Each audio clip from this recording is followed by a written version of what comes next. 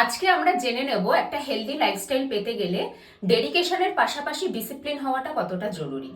দেখুন, যখন আপনারা একটা হেলদি লাইফস্টাইলে আসতে চাইছেন, আমাদের কিন্তু সবার আগে চেষ্টা করতে হবে একটা নির্দিষ্ট টাইম মেনটেন করে ওয়ার্কআউট করা।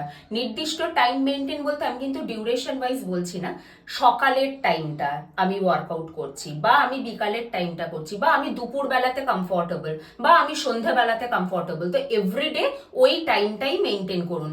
আজকে সকালে হচ্ছে না বলে আজকে কি আমি সন্ধ্যায় করব, এই জিনিসটা কিন্তু হলে আমাদের যে শিডিউলড লাইফ থাকে সেখান থেকে কিন্তু ওই অংশটা বাদ পড়ে যায়।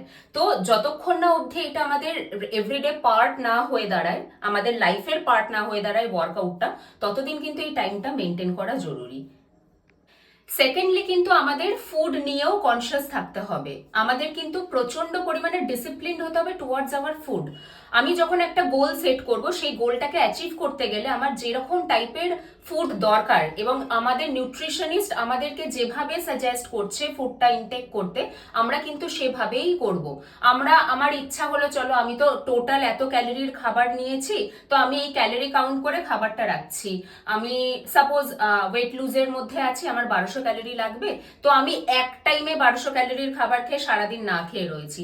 এইটা কিন্তু ডিসিপ্লিনড লাইফ নয়। তো প্রত্যেকটা পার্টে যেভাবে যেভাবে ভাগ করে খাবারটা দেওয়া থাকে সেইভাবেই ফলো করুন, এবং যেই ক্যালোরি মেনটেন করা থাকে, আজকে বেশি হয়ে গেছে কালকে মেকআপ করে নেবো, এইটাও করাটা উচিত নয় যতক্ষণ না অবধি আপনার যেটা নির্দিষ্ট গোল রয়েছে সেই গোলটাতে রিচ না করতে পারছেন।